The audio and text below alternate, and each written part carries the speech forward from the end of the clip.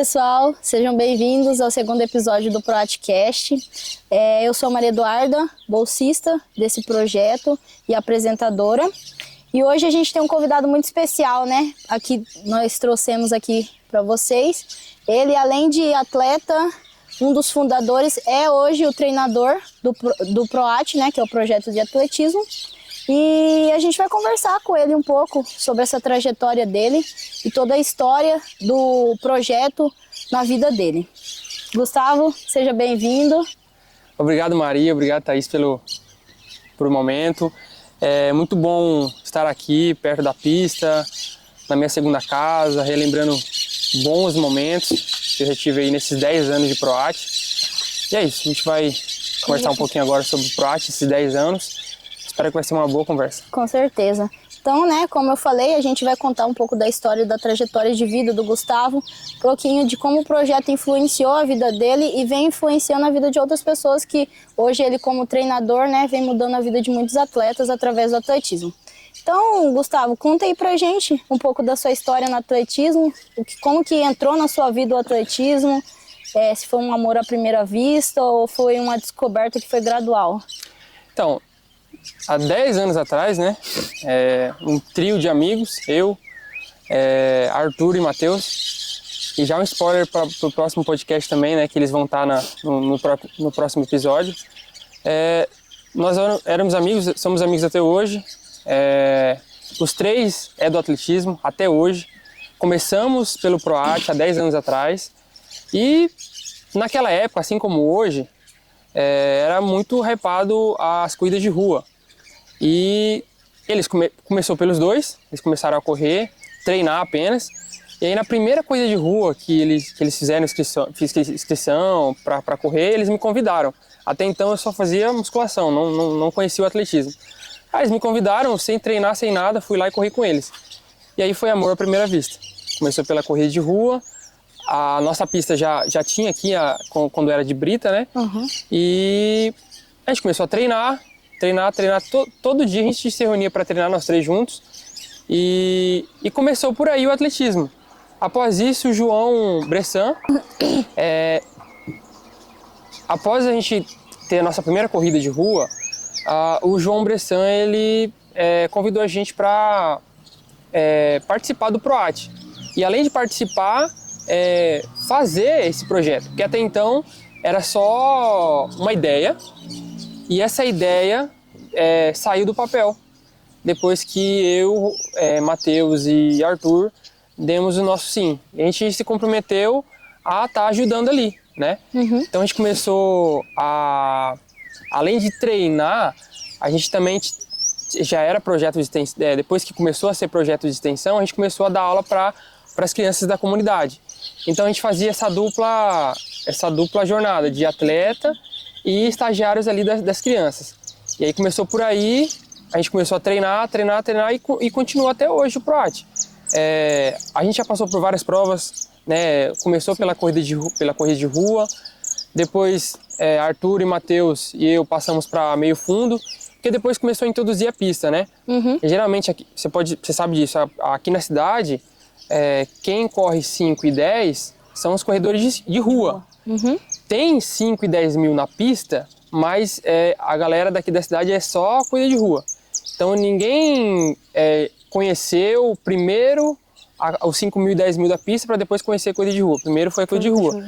E aí, como a gente começou a estar muito habituado nesse espaço da pista em si, a pista ela chama para essas provas de meio fundo, 800, 1500. E a gente começou a vivenciar todas essas provas de pista. Fundo, meio fundo, velocidade. E por fim, nós estamos hoje na velocidade. Tanto o Arthur, quanto o Matheus e eu. Que legal. Então, tem todo esse processo, né? Desde o início que vocês começaram na corrida de rua e hoje que estão nas pistas treinando a galera e também competindo, né? Que você também compete, Gustavo. E queria saber, nessa época de atleta, né, quais que foram os maiores desafios que você enfrentou aí? Olha, eu já vou falar para você que a mesma dificuldade que eu tive como atleta é a dificuldade que eu tenho como treinador. Uhum. Nossa equipe ainda tem uma dificuldade financeira muito grande. para tudo, para materiais, para... Só que assim, a gente começou a engatinhar agora, depois de 2022, 2023, a gente começou a crescer um pouco mais nesse quesito, adquirir alguns materiais que a gente não tinha, mas sempre foi o status financeiro, tanto para viajar quanto para a aquisição de materiais. A gente sempre teve que gastar do nosso bolso para viajar, para comer, para se locomover. Para estar ali, né? Porque assim, a gente vê outras equipes aí com orçamentos aqui no estado, né? Com orçamento de milhões de reais, 1 milhão, 2 milhões de reais, atleta nenhum paga nada, não tira nada do bolso. E a gente, hoje ainda assim, temos essa dificuldade financeira de ter que tirar do bolso. Uniforme, alimentação, hoje já a Unemate já consegue ajudar a gente com o transporte e com auxílio, não para todos, mas para alguns ali, né? E isso já ajuda muito. Mas ainda assim, a gente se depara com vários momentos que os nossos atletas têm que tirar dinheiro do bolso para poder continuar no projeto. Acho que essa é a maior dificuldade do projeto até então. E quanto tempo que você competiu, você foi atleta mesmo nas pistas? De 2015 até 2021, mais ou menos, 21, 22. Acho que a minha transição foi ali, de 21 para 22. Foi quando eu me formei. E aí a gente entra no mercado de trabalho, né? E sobra menos tempo para treinar, a gente começa a decair fisicamente. E aí, até porque também sou formado em educação física, né? É óbvio isso, que a gente pensa em trabalhar na área. Então, essa jornada de ser treinador acaba que atrapalha na versão atleta. Então, foi aí que teve essa transição. Foi de 2015 a 2021, mais ou menos. E nesse período aí tem um momento marcante, assim, que você fala, olha, foi importante para minha vida. Eu acho que o momento marcante é de lembrar a imagem do trio. Do trio, Arthur, Matheus e Gustavo. E ver que tudo começou ali. E até hoje a gente tem o nosso laço de amizade muito forte. De ser padrinho de casamento um do outro, de ser melhores amigos, de se falar todos os dias e principalmente de ser todos treinadores de atletismo. Todos os três. Então todos seguiram o mesmo caminho. Todos seguiram o mesmo caminho. A partir de uma coisa que vocês começaram a construir juntos. Sim, acho que é a mais marcante que eu tenho. Eu aqui em Cáceres, né? Sim. O Matheus ali em Cuiabá e o Arthur lá em Pernambuco, em João Pessoa. Ele chegou a ser treinador em Pernambuco, depois ele foi para João Pessoa e está lá hoje, sendo treinador de uma equipe e além disso ele é atleta guia de um atleta paralímpico. Que legal. Já ganharam, faz 2 semanas que eles foram para uma competição e ganharam, acho que todas as provas que eles fizeram, eles ganharam. E classificou para outra fase agora. Que legal. E tudo começou aqui em Cáceres mesmo? Cáceres. Tudo começou aqui em Cáceres. Vocês eram estudantes da faculdade, os três? Isso. Estudavam juntos? Eles são meus veteranos. Eu sou calouro deles. Só que tudo começou aqui, nessa pista. Quando era tudo de brita ainda. Sem essas cercas, de brita, sem muito material. Tudo simples, mas que a gente fazia acontecer. Né? Exatamente. Faziam acontecer. E como que foi esse processo de transição de atleta para treinador? Foi difícil e ainda é difícil. Eu falo porque a gente está em 2025, essa transição começou a partir de 21, 22. Então, olha, já tem vários anos aí. E que eu ainda continuo treinando, eu ainda continuo nesse espaço. Porque assim, o espaço ele te cativa, né? Sim. Eu vou ali, tô ali treinando o pessoal. E aí sempre dá aquela vontade de competir alguma... Eu não consigo mais ir para estaduais e brasileiros e competir. Porque eu tenho o papel de estar ali a todo momento, 24 horas, se tem alguém no dart, se tem alguém no peso, né? De um atleta. Eu tenho que estar em todos os lugares ao mesmo tempo. Então eu sempre tento, só para brincar mesmo, sabe?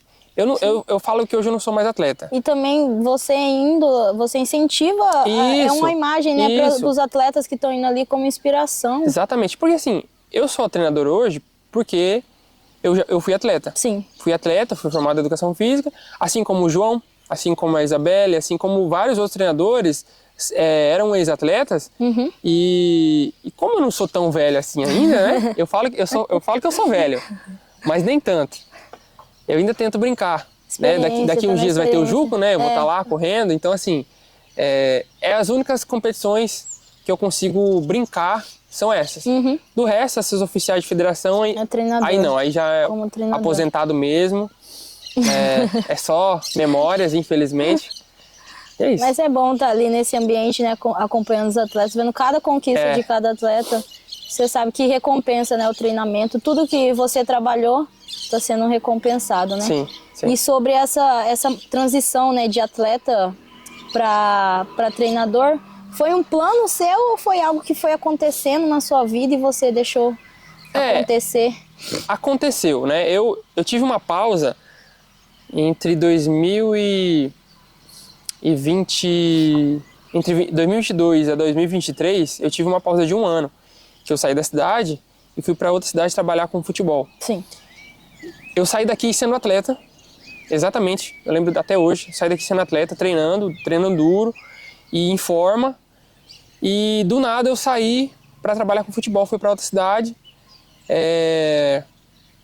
eu me formei, não era treinador ainda, me formei, quando me formei eu já fui para lá.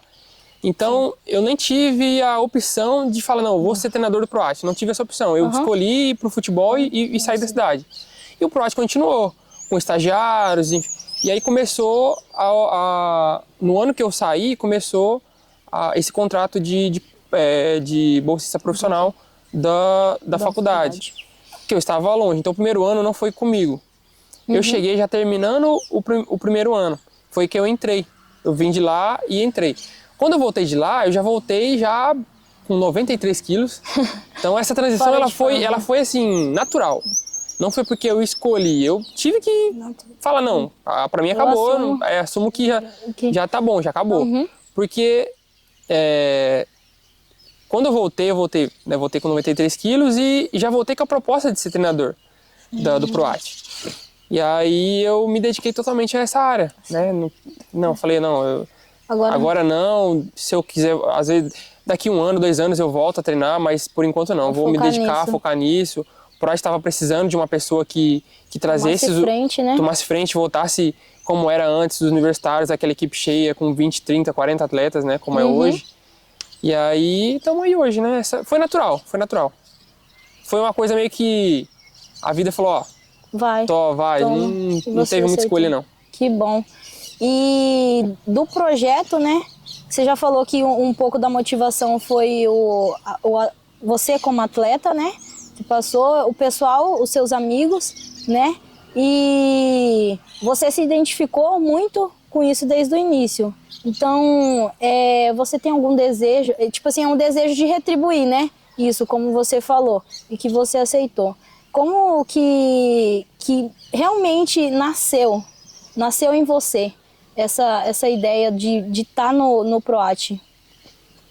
Além de você ter aceitado a proposta, como que nasceu essa ideia de estar treinando as pessoas? Então, o PROAT, ele quase morreu várias vezes por essa falta de pessoas que tomassem a frente. Sim. E o João, ele sempre relutou, porque... Ele falou isso. No primeiro episódio ele falou muito isso. Que você e a Isabelle, por tomar a frente, vocês foram as 2 pessoas importantes para fazer renascer esse projeto. Sim. Porque o João, vamos pensar aqui, o João ele é um professor da faculdade, doutor, que tem as obrigações dele. Sim. E ele tem esse projeto de extensão, mas assim, é uma coisa que para ele é por amor. Eu tenho certeza, não tem nem como imaginar. Se fosse por outra coisa, o PROAT não existiria mais, porque o PROAT ele ficou sem frentes várias vezes. E o João relutou, e aí, imagina que um projeto ele mudou a sua vida. Da parte de momentos, atleta, e da parte profissional. Porque eu falo para ele todas as vezes, mas 70% do que eu sei hoje como treinador, eu aprendi sendo atleta. É óbvio que depois que a gente se forma, depois que a gente coloca a farda de treinador, a gente vai buscar cursos, mentorias, vai buscar vários estudos para você ir melhorando como profissional.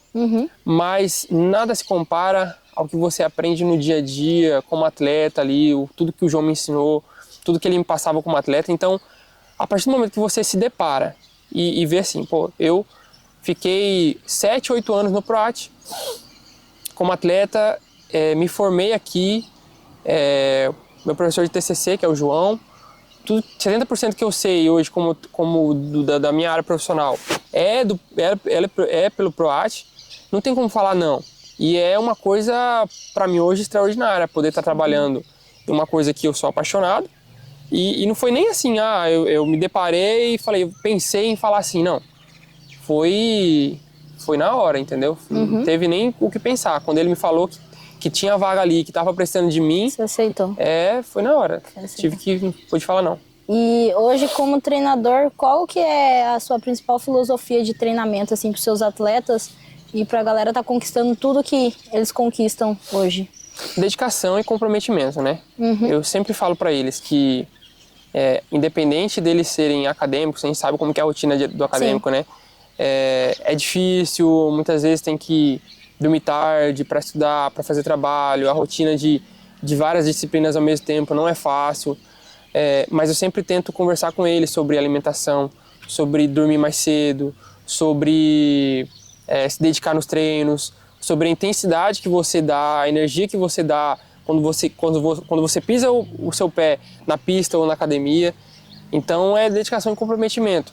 Todos os atletas que passaram por aqui e deram certo, todos.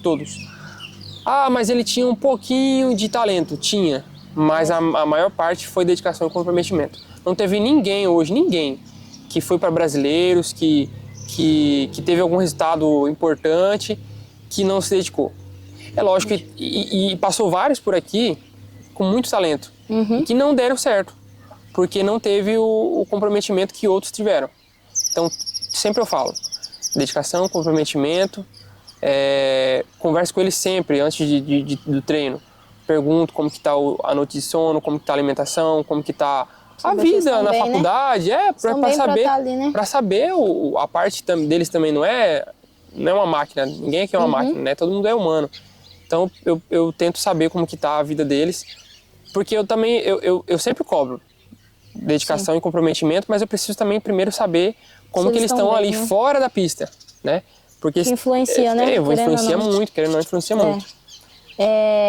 E sobre os recursos, né, que o PROAT tem hoje, o CT, né, que é um lugar de treinamento, você acha que assim influenciou muito na performance dos atletas? Influenciou demais. Quando eu voltei, né, em 2023, eu já voltei com um CT um pouco mais reduzido do que está hoje, né? Ele aumentou depois de 2024, mas já cheguei com uma estrutura muito boa. O CT, ele já tinha o CT quando eu saí, né? Só que eu não tive, foi muito rápido, né? Eu comecei a usufruir mesmo do CT quando eu voltei em 2023. Então, eu pude ver de perto o quão aquilo influenciava.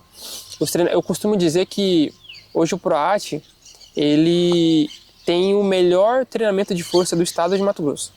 O melhor. A melhor estrutura, o melhor ensinamento. É lógico que a gente tem aqui vários atletas de vários cursos, mas os de educação física que vão se formar, né? Os específicos que vão se formar daqui a algum tempo, eles vão sair com uma bagagem muito grande. Então a gente tem aqui o melhor treinamento de academia do estado é o nosso. O que eu sempre falo para eles, que ainda falta pra gente e que ainda eu preciso colocar na cabeça deles, é uma coisa que, porque o PROAT também é novo, né? É uma das equipes mais novas do estado. Né? Se não for ali, acho que é a segunda ou terceira mais nova, é a questão de chegar na pista e literalmente suar e derramar sangue. Eu falo sangue literalmente mesmo, porque a gente vê muita gente aí que cai, que na hora de... Eu já fui para Maceió várias vezes, quando a Isabela é de Maceió, E lá eu tive a grande oportunidade de ver o Matheus Lima, hoje atleta olímpico, treinar. Sim. E você vê a diferença que é. Aqui, eu sempre gosto de chegar com bom humor e dando risada, fazer piada e depois começar o trabalho sério. Uhum. E a gente vê que eles têm esse costume de trabalhar sério, de treinar e tudo, mas ainda não é do nível que eu quero chegar ainda. Na academia, não. Na academia, a gente tem o melhor treinamento do estado, mas na pista ainda precisa dessa virada de chave.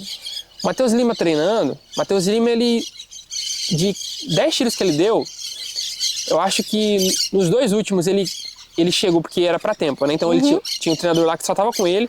Essa é uma diferença também, que ele tem um treinador só pra ele, específico, né? Pra ele. Então um cara ali o tempo todo gritando só na orelha dele, só pra ele. Ele, nos 2 últimos tiros que ele deu, ele caiu no chão de ralar e sair sangue. Por isso que eu falei de literalmente sair sangue.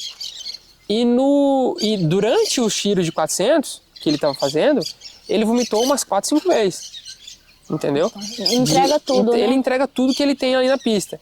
Então, é isso que a gente precisa ainda melhorar um pouco. Mas fora isso, você falou da nossa estrutura, né? A gente tem uma boa estrutura aí de academia, graças a Deus. A gente tem agora essa pista que a gente não está podendo usar ainda, mas já a gente vai entrar, vai começar a usar ela, vai melhorar muito os nossos treinos também. ProAt, como eu falei para você, a nossa dificuldade sempre foi a parte financeira. Sim. Mas a parte estrutural tá tudo encaminhando para ser a melhor estrutura do estado, tá caminhando para ser a nossa. Ótimo, que bom. E conta aqui alguma história específica de um atleta, né, que passou pelo projeto e que enche assim você de orgulho e que mostra todo o esforço valeu a pena. Olha, de novo, né? A primeira coisa que me vem na cabeça é os meninos, né? Uhum. Mas eu acho que recentemente a gente pode falar muito da Isabelle. Isabelle, ela também começou com ela também. Então a gente começou como atleta, começou como atleta no ProAt, se formou, hoje é treinadora também de atletismo, é da área.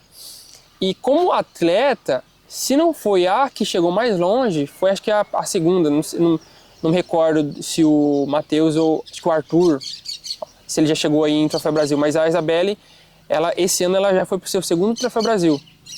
Então isso pra gente... campeonatos que tem. Isso, o maior campeonato da América Latina. Pra gente é de bastante orgulho, né? Ver que o esforço, ela é muito esforçada, todo mundo vê o esforço que ela tem, de treinos, a questão de dormir cedo, da alimentação. Então, é um exemplo para todo mundo que passar por aqui.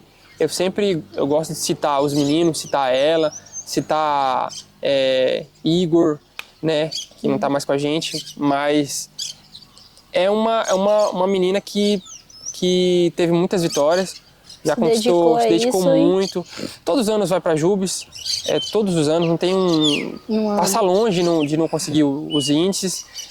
Troféu Brasil, né, já foi em 2023, agora esse ano de novo. Eu acho que deva aposentar agora, provavelmente. Mas eu acho que essa do ProAt, a atleta que mais chegou longe foi ela. E dos títulos gerais que o ProAt vem conquistando, os estaduais que vem ganhando, campeonatos que o projeto em si, a galera vem conquistando. Você pode citar como que tá aí a galera nessa questão de competição, o time? Isso foi uma coisa que depois de 2023, o ProAt ele se transformou, né? A gente sempre teve esses atletas que sempre gostaram de estar aqui, como projeto, como atleta, como estilo de vida, como uma família. Só que a gente nunca teve número. A gente sabe que para ir lá e ganhar um estadual, de entrar num pódio para ganhar um estadual com 20 equipes, a gente precisa de quantidade. Então, quando eu cheguei em 2023, a gente nunca tinha ganhado um pódio de equipes em geral, nunca, na história do ProAt. E desde 2023 a gente está ali ganhando pódios na pontuação geral. E isso a gente nem é uma das das equipes maiores que tem. Eu gosto de citar sempre a equipe de Araputanga, a equipe de Sorriso, a equipe de Sinop, que sempre vem com grandes quantidades. Mas a nossa equipe ela tem um ponto principal, que ela é aguerrida. Todos, sem exceção, vão para fazer de 2 a 3 provas. E assim, tem uns que até, não sei como que aguenta fazer, mas faz ali 4, 5 provas. Então todo mundo se une ali para maior, né? A gente precisa disso, o ProAt ainda está começando. 10 anos é pouco, se você comparar com a quantidade de anos que as outras equipes têm do estado e do Brasil. Sim. Então a gente ainda precisa ser mais vista, está amadurecendo, crescendo, né? precisa ser mais vista até para consertar esse nosso problema que eu falei para você, da parte financeira.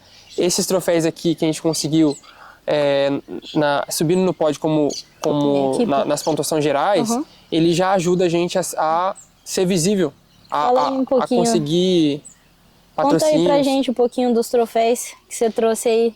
Pois é, tá faltando um aqui ainda, que ficou da federação ainda trazer pra gente ou a gente ir lá e buscar. E no dia da premiação eles não conseguiram achar, tava guardado em outro lugar. A gente teve que vir embora, né? Porque o ônibus tem hora pra sair de lá. Mas assim, é uma conquista muito... que eu acho que eu vou guardar com muito carinho, porque foram as primeiras do ProAt. Daqui 10 anos, quais foram os primeiros troféus do ProAt? Vai ser esses daqui. Então, eu não sei até quando eu vou ficar no ProAt, mas eu sei que eu já escrevi um pouquinho da história ali como atleta, como treinador. Esses troféus aqui, ele fala, por si só eles têm história ali, né? Do primeiro pódio de revezamento que teve na história do ProAt, tá aqui dentro. Porque o ProAt, ele sempre foi lembrado como a melhor equipe de campo do estado. E a nossa pista sempre foi muito fraca. E aí, esse troféu aqui tem tudo a ver com isso. Da galera que começou a vir para fazer outras provas. Que a gente começou a mobilizar outras provas, porque só o campo tinha muita força. Sempre teve muita força. Com Isabelle, Lucas, Igor, João. Mas para fazer esses troféus acontecer, a gente precisou da pista. Para juntar com o campo e fazer essas conquistas. União, né? Exatamente. Então aqui é escrito várias histórias aí, da primeira vez que um velocista conseguiu um pódio, da primeira vez que um revezamento conseguiu um pódio, da primeira vez que um saltador conseguiu um pódio, que antes era só dardo, peso, disco e martelo. Então tem muito a ver com isso, esses troféus. E qual que foi a última conquista, assim, que ficou marcante pro ProAt como equipe? Olha, como equipe eu posso citar o último campeonato adulto, que a gente ficou em segundo lugar, e o Master, né? Eu acho que não tanto pela posição, mas pelo prazer de estar nessa pista, né? Sim.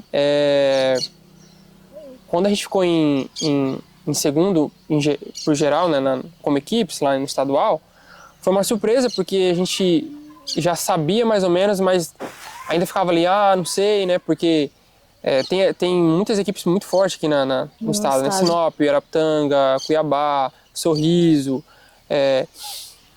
E foi uma surpresa muito boa. A gente comemorou muito por ser primeiro pódio da história do ProAt. E aqui nós ficamos em primeiro, né, disparado, mas assim, nem tanto por conta disso, mas pelo fato dessa história da pista, das lembranças da pista de brita, e poder estar inaugurando a pista da maneira que está, né, tão bonita aqui, né, e poder estar ali e ter esses roxinhos aqui, né, João, Isabelle, tanto que fizeram história no ProAt, tá aqui inaugurando essa pista. E passa todo um filme na cabeça, né? Que eles vêm desde o início, né? Tem toda essa trajetória. E além de formar os atletas, né? Qual você acredita que esse é o maior impacto social no projeto, né? E na comunidade, hoje que o ProAt, pelo que eu tenho visto, ele tem abrangido não só o campo universitário, mas também toda a comunidade que participa, né? Sim. Então, qual que é o impacto social que você vê que o projeto tá causando nas pessoas, a imagem que o projeto vem mostrando? Então, eu vou citar aqui 2 pontos. Primeiro, para a galera que é da educação física, o impacto profissional de sair daqui muito na frente de outras pessoas. O que a gente aprende aqui para a carreira profissional deles depois, eles vão sair muito na frente. E o segundo ponto é o ponto social que você acabou de citar. Nós temos aqui acadêmicos de agronomia, de direito, de medicina, pessoas que não são acadêmicos, que são simplesmente atletas da cidade que adentrou a nossa equipe. E eles, além, por exemplo, vou citar aqui a Ana Luísa. A Ana Luísa é formada em direito, já é concursada e mesmo assim está na equipe ainda, compete, vai para brasileiros e é uma coisa que ela se dedica todos os dias. Todos os dias. Ela se dedica muito. Ela poderia muito bem falar, não, já estou formada, já tenho meu trabalho, vai ser só um hobby que eu vou... Não, ela se dedica como fosse um trabalho dela. Sim. Então, ela já falou para mim várias vezes que o ProAt já mudou a vida dela, que hoje a perspectiva de vida dela para um montão de coisas é totalmente diferente. O que ela quer de almejo ainda para o futuro dela, dentro do ProAt, como atleta, é aquela questão. Você nunca vai ver atleta que se dedicou, e lá na frente falar assim, não valeu a pena. Não valeu a pena, poxa vida. Você sempre vai escutar essa história. Um ex-atleta, ou um atleta que, infelizmente, teve que deixar o esporte, ele vai daqui 10 anos e vai falar, poxa vida, velhos tempos. Isso me ajudou como também. me ajudou e por que eu não aproveitei mais? Exatamente. Você não vai ver ninguém choramingando e falar, eu podia perdi tempo da minha vida lá. Não, podia ter dado mais. Podia ter dado sempre mais. essa história. Então, é isso que o esporte faz na vida das pessoas. Sempre. Deixa lembranças, legado, né? Com certeza. E agora, na sua opinião, é mais difícil ser atleta ou treinador? Olha, no dia a dia, como atleta, nos treinamentos, com certeza o pior é ser atleta. Ser treinador, eu vou lá, faço meus planos de aula, meus treinos, monto, vou dar minha aula, tranquilo. Eles que estão ali sofrendo. Não tem coitado. essa cobrança, né? Não, eles estão ali sofrendo, dói muito, você sabe disso. Dói muito, treino de força, treino de pista. Agora, quando vai para campeonato, acho que é mais difícil ser treinador. Eu queria entrar lá dentro. Quando eu fico ali agoniado de ver um revezamento, de ver um atleta meu que está quase atingindo um índice e ali aquela tensão toda, eu preferia estar lá dentro do que estar ali fora. Porque ali fora a gente fica ali roendo unha, aquela ansiedade de saber todo o trabalho que você fez, se vai dar resultado, se não vai dar resultado, porque é muito volátil, né? Não é uma receita de bolo. É muito imprevisível. Esporte de marcas é isso. Você vai ali, treina o ano inteiro, tudo pode acontecer no dia. Tudo pode acontecer. A pessoa pode estar nervosa, a pessoa pode estar num dia ruim, pode estar ventando, ela pode estar com uma dor de cabeça, e tudo pode sair muito né? bem, pode sair muito mal, muita coisa influencia. Então, nas competições, eu, além de ser assim, de ficar doido de ir lá pra cá, um atleta aqui, outro ali, essa ansiedade de falar, poxa, será que vai dar o resultado acontecer, se vai mesmo acontecer, se aquele atleta vai responder conforme estava treinando certinho. Então, acho que nos treinos dói muito ser atleta. Agora, nas competições, o coração vai a mil ser treinador. E pensando no projeto e no atletismo como esporte, que conselho você daria para uma pessoa que quer começar hoje como atleta? E para os seus atletas também que estão nesse processo? Acho que aceitar e dar o primeiro passo para o atletismo. O atletismo, como você sabe, não tem muito status, assim como futebol, esportes coletivos em si, né? Os esportes individuais em si, eles são ali os patinhos feios da ninhada. Então, a nossa dificuldade maior é ter e chamar esse público. Mas a partir do momento que a pessoa fala, não, vou dar uma chance para o atletismo, ela nunca mais é a mesma. Todo mundo que veio aqui pela primeira vez, veio um dia que seja aqui. Já mudou, né, a vida. E conheceu, né, o atletismo. Já pensa diferente, sobre o esporte. Isso, já pensa diferente e começa a vir e não para mais. Que bom. A nossa dificuldade é esse primeiro passo. Esse primeiro passo. Porque não é visto com os olhos que as pessoas vê o futebol, o handebol, o vôlei, o basquete, é totalmente diferente. Então é essa visão mesmo que as pessoas têm desses esportes, né? Eu acho que você que é do jiu-jitsu sabe muito bem disso, que o status é diferente. Totalmente diferente. Entendeu? Então, é esse primeiro passo, é entrar. Eu já fui acreditar, né, também. Isso. Já fui num tatame de judô, de jiu-jitsu, e é uma coisa que a mídia não expõe. Não. Aquele dia a dia ali, a experiência a gente é o país do futebol, né? Então, a gente vê muita gente, muitas crianças, qualquer parquinho, qualquer esquina ou praça, tá ali brincando do quê? De futebol. Ou vôlei, que seja, né? Mas o atletismo não é assim ainda, né? Porque precisa de um espaço adequado, precisa de um... Então é esse primeiro passo, a pessoa conhecer o atletismo, vir fazer uma aula, eu acho que nunca mais ela vai ter a cabeça dela, vai ser diferente sobre o atletismo. Ótimo. E para o futuro, quais são os seus planos? Você tem novos objetivos aí para o projeto, para sua carreira como treinador? Não, meu objetivo maior hoje é continuar dando títulos para o PROAT, continuar fazer meu trabalho aqui, crescer ainda mais, fazer com que o PROAT cresça ainda mais. Tem muitas coisas ainda que o PROAT ainda não conquistou e que eu quero que esses objetivos sejam alcançados. Nós temos aí ano que vem um brasileiro universitário, né, que é o Ademar, que um dos nossos objetivos é pelo menos ficar ali em algum pódio como em geral. Isso nunca aconteceu no estado de Mato Grosso. Temos algumas dificuldades ainda pela questão da quantidade. Apesar do PROAT ter crescido muito já em quantidade, mas nós temos ainda várias provas que ainda estão ali sem ninguém para fazer. Então eu tenho claro na minha cabeça as coisas que eu preciso fazer, que é aumentar a quantidade de atletas no PROAT para preencher essas lacunas dessas provas que não tem ninguém. Aumentos individuais com atletas X e Y, que isso também faz com que suba a marca do PROAT, né?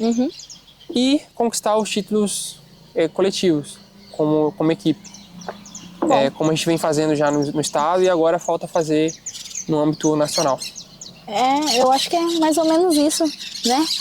Nossa conversa, eu acho que foi muito bom entender um pouco dessa história e como influencia, né? Como você influenciou e vem influenciando a vida das pessoas.